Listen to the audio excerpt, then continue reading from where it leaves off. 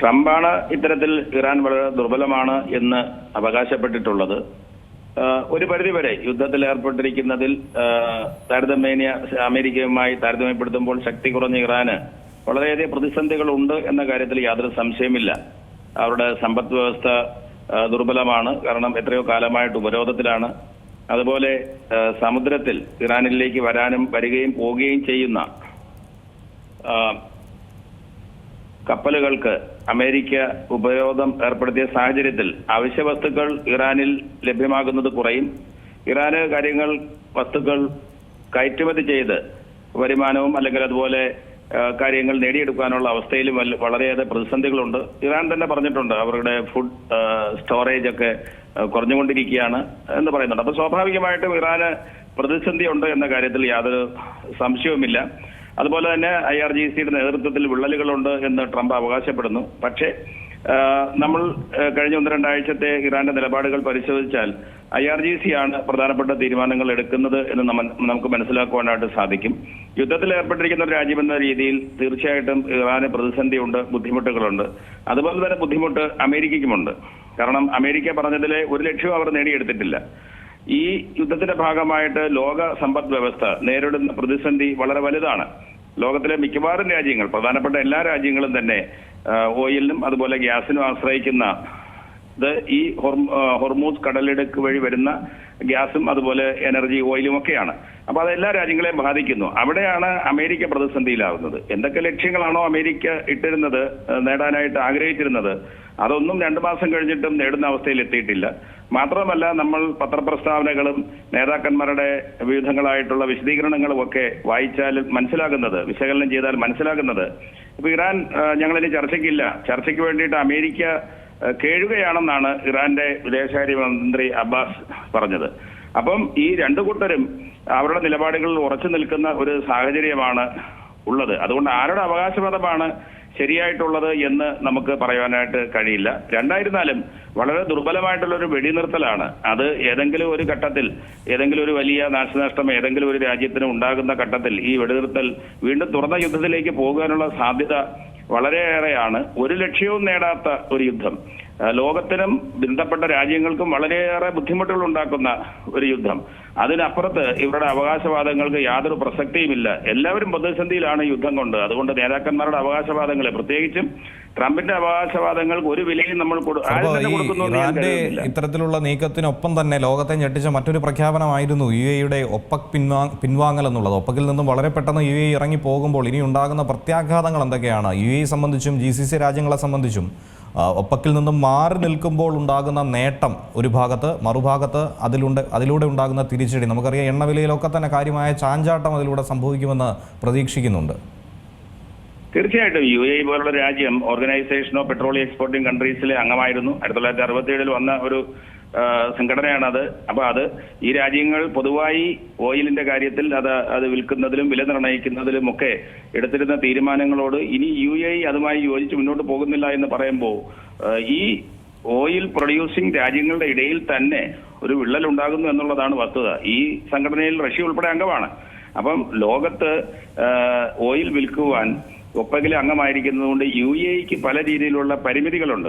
അവർക്കിപ്പോൾ അനുവദിച്ചതിനേക്കാൾ എണ്ണ വിൽക്കുവാനായിട്ട് അവർക്ക് സാധിക്കും. അങ്ങനെ സാധിക്കുകയാണെന്നുണ്ടെങ്കിൽ അവർക്ക് കൂടുതൽ പണം ഓയിൽ വിറ്റ്, അതിപ്പം ഹോർമൂസ് കടലിലൂടെ മാത്രമല്ല മറ്റു പല മാർഗങ്ങളിലൂടെയും ചിലപ്പോൾ അവർക്ക് വിൽക്കുവാനായിട്ട് സാധിക്കും.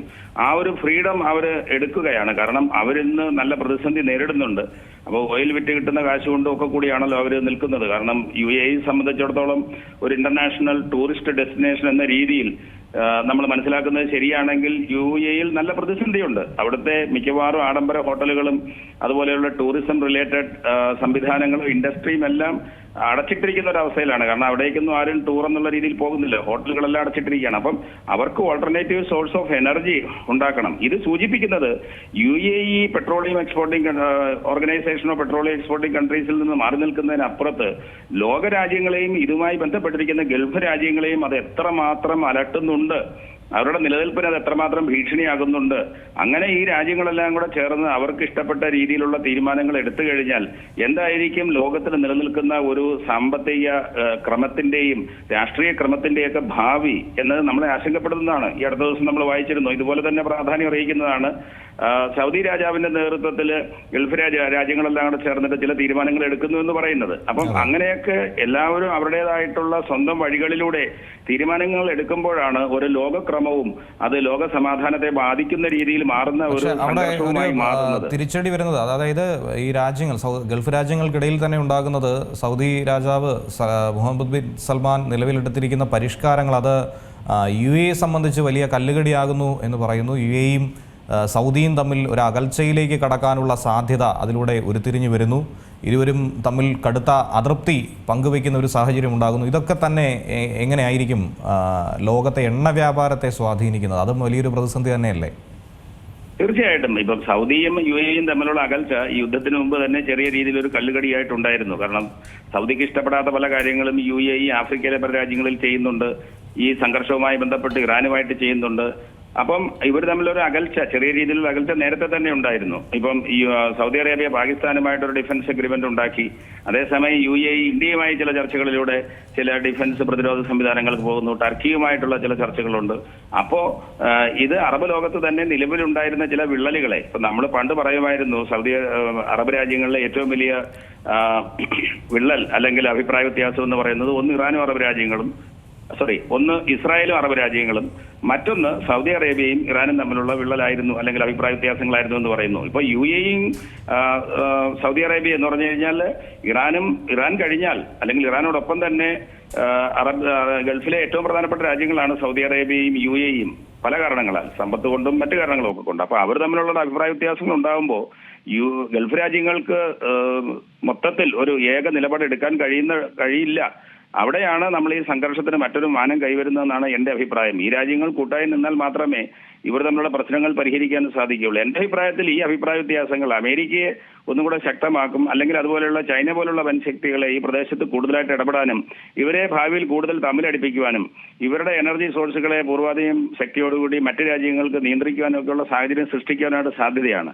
നമ്മൾ ഈ യുദ്ധവും സമാധാനവും ഒക്കെ പറയുമ്പോൾ തന്നെ ഇത്തരത്തിലുള്ള വൻശക്തികൾക്ക് ഈ പ്രദേശത്ത് സമാധാനം ഉണ്ടാകണമെന്ന് വലിയ ആഗ്രഹമൊന്നുമില്ല. വലിയൊരു തുറന്ന യുദ്ധത്തിലേക്ക് പോയില്ലെങ്കിലും ഇവരെ തമ്മിലടിപ്പിച്ച് നിർത്തിക്കൊണ്ട് ലോകത്തിലെ ഏറ്റവും പ്രധാനപ്പെട്ട ഊർജ്ജമായിട്ടുള്ള ഓയിലും ഗ്യാസും ഇവർക്കൊക്കെ പല രീതിയിൽ നിയന്ത്രിക്കാൻ പറ്റുന്ന സാഹചര്യം ഉണ്ടാകും. അതിനു വേണ്ടിയിട്ട് വൻശക്തികളും കടിപിടികളും കൂടുമ്പോൾ അവിടെ ഒരു വലിയ സംഘർഷത്തിലേക്കും അല്ലെങ്കിൽ നമുക്ക് പ്രവചിക്കാൻ പറ്റാത്ത സാഹചര്യത്തിലേക്കും കാര്യങ്ങൾ പോകും. ഇത് വേണമെങ്കിൽ ഇസ്രായേലിനും ഇഷ്ടമായിരിക്കും ഇവർ തമ്മിൽ അടികൂടുന്നത്. അപ്പൊ സ്വാഭാവികമായിട്ടും നമ്മൾ പണ്ട് ഒന്നാം ലോകമഹായുദ്ധത്തിന്റെയും രണ്ടാം ലോകമഹായുദ്ധത്തിന്റെയും ചരിത്രം പരിശോധിച്ചാൽ അല്ലെങ്കിൽ അതുപോലെയുള്ള വലിയ യുദ്ധങ്ങളുടെ ചരിത്രം പരിശോധിച്ചാൽ ആ പ്രദേശത്തെ രാജ്യങ്ങൾ ഒന്നും രണ്ടും പറഞ്ഞ ചെറിയ അഭിപ്രായ വ്യത്യാസങ്ങളെ വലുതാക്കി മാറ്റിയിട്ട് പരസ്പരം പോരടിച്ചിട്ടാണ് ചെറിയ ചെറിയ യുദ്ധങ്ങൾ ലോകമഹായുദ്ധങ്ങളായി മാറിയത്. അപ്പൊ ഈ പ്രദേശത്തും ഇത്തരത്തിലുള്ള സംഘർഷങ്ങളും അഭിപ്രായ വ്യത്യാസങ്ങളും ഈ രാജ്യങ്ങൾ തമ്മിൽ ഉണ്ടാകുമ്പോൾ, അത് പ്രത്യേകിച്ച് ഇസ്ലാമിക രാജ്യങ്ങൾ തമ്മിൽ ഉണ്ടാകുമ്പോൾ അതിനെ കൈകൊട്ടി പ്രോത്സാഹിപ്പിക്കുന്നവർ ദൂരെ ഉണ്ടാകുമെന്നുള്ള കാര്യത്തിൽ യാതൊരു സംശയമില്ല. തീർച്ചയായിട്ടും അമേരിക്ക അത് പ്രോത്സാഹിപ്പിക്കും. ഇത് അമേരിക്കയ്ക്ക് കൂടുതൽ എനർജി റിസോഴ്സസ് കൺട്രോൾ ചെയ്യുന്നതിൽ ഒരു പങ്ക് കൊടുക്കും. UAEയുടെ ഇതിൽ നിന്നുള്ള പിന്മാറ്റവും UAEയും സൗദി അറേബ്യയും തമ്മിലുള്ള തർക്കങ്ങളും ഒക്കെ വൻശക്തികൾക്ക് കൂടുതലായിട്ട് ഈ പ്രദേശത്ത് ഇടപെടാനുള്ള സാഹചര്യം ഓർക്കും. എപ്പോഴാണോ വൻശക്തികൾ ഒരു പ്രദേശത്ത് ആവശ്യത്തിൽ അധികമായി ഇടപെട്ടിട്ടുള്ളത് ആ സമയത്തല്ല ആ പ്രദേശത്ത് ഉള്ള സമാധാനം നഷ്ടപ്പെടുന്ന ചരിത്രമാണ് നമ്മൾ വായിച്ചിട്ടുള്ളത്. അത് ഇന്ത്യ ചരിത്രത്തിലാണെങ്കിലും നമുക്ക് കാണാം. ഇന്ത്യയും പാകിസ്ഥാനും തമ്മിലുള്ള സംഘർഷത്തിന്റെ അടിസ്ഥാന കാരണം ബ്രിട്ടന്റെ വരവും അവർ നമ്മളെ രണ്ടായി വേർതിരിക്കുവാൻ നടത്തിയ സൂത്രപ്പണികളുമാണെന്നൊക്കെ നമുക്കറിയാമല്ലോ. അപ്പം അതേ ഒരു സാഹചര്യം രണ്ടാം ലോകമഹായുദ്ധത്തിന് ശേഷം ഗൾഫിൽ തുടരുന്നു എന്നുള്ളതിന്റെ ബാക്കി പത്രമായിട്ട് മാറുമോ എന്നും കൂടി നമ്മൾ ഇതിനെ കാണേണ്ടതുണ്ട്. ഇപ്പോൾ നിലവിൽ എണ്ണ ഉൽപ്പാദനത്തിൽ ഏർപ്പെടുത്തിയിട്ടുള്ള നിയന്ത്രണങ്ങൾ അതൊക്കെ തന്നെ ഇനി വരും ദിവസങ്ങളിൽ മാറുമെന്ന് പ്രതീക്ഷിക്കുന്നു. അതുപോലെ തന്നെ സൗദിയും UAEയും ഒക്കെ ഈ വിദേശ നിക്ഷേപം ആകർഷിക്കുന്നതിനുള്ള ഒരു കോമ്പറ്റീഷൻ അതൊക്കെ ഇനി കൂടുതൽ കരുത്തുറ്റതായി വരുമ്പോൾ എണ്ണവിലയിൽ ഒരു കുറവ് സംഭവിച്ചാൽ ഇന്ത്യ അടക്കമുള്ള രാജ്യങ്ങൾക്ക് അതൊരു മറുഭാഗത്തൊരു നേട്ടമായി നമുക്ക് നേടിയെടുക്കാനായി കഴിയില്ലേ? അതോ അതൊരു കോട്ടമായി മാറുമോ? ഇപ്പോഴത്തെ സംഘർഷാവസ്ഥയിൽ ഇവർ യഥേഷ്ടം എണ്ണ ഉൽപാദനം വർദ്ധിപ്പിക്കുവാൻ UAE ഒപ്പക്കിൽ നിന്ന് മാറിയെന്ന് തീരുമാനിച്ചാൽ ഇത് വാങ്ങാനും ഇത് കടത്തിക്കൊണ്ടു പോകാനും വഴികൾ വേണ്ടേ? ഇപ്പോൾ സമുദ്രപാതകൾ അമേരിക്കയും അതുപോലെ ഇറാനും ഏർപ്പെടുത്തിയിരിക്കുന്ന ഉപരോധത്തിൽ കുടുങ്ങിക്കിടക്കുകയാണ്. അപ്പൊ അതുകൊണ്ട് അത് ഇവർ ഉൽപാദന നിയന്ത്രണങ്ങൾ സ്വയം മാറ്റിയാലും മറ്റു രാജ്യങ്ങൾക്ക് വിൽക്കുവാനുമായിട്ടുള്ള ഒരു സാഹചര്യം നിലവിലല്ല എന്നുള്ളതാണ് സത്യം. യുദ്ധം മാറുന്ന സാഹചര്യത്തിൽ ഈ രാജ്യങ്ങൾ സ്വതന്ത്രമായി യഥേഷ്ടം വിൽക്കുവാൻ തീരുമാനിച്ചു കഴിഞ്ഞാൽ ചില ലാഭങ്ങളും ഒക്കെ നമുക്കും നേടിയെടുക്കുവാനായിട്ട് സാധിക്കും. കാരണം UAE വിൽക്കുന്ന എണ്ണ നമ്മൾ വാങ്ങും, അപ്പോൾ എണ്ണയുടെ വില സ്വാഭാവികമായിട്ടും കുറയും.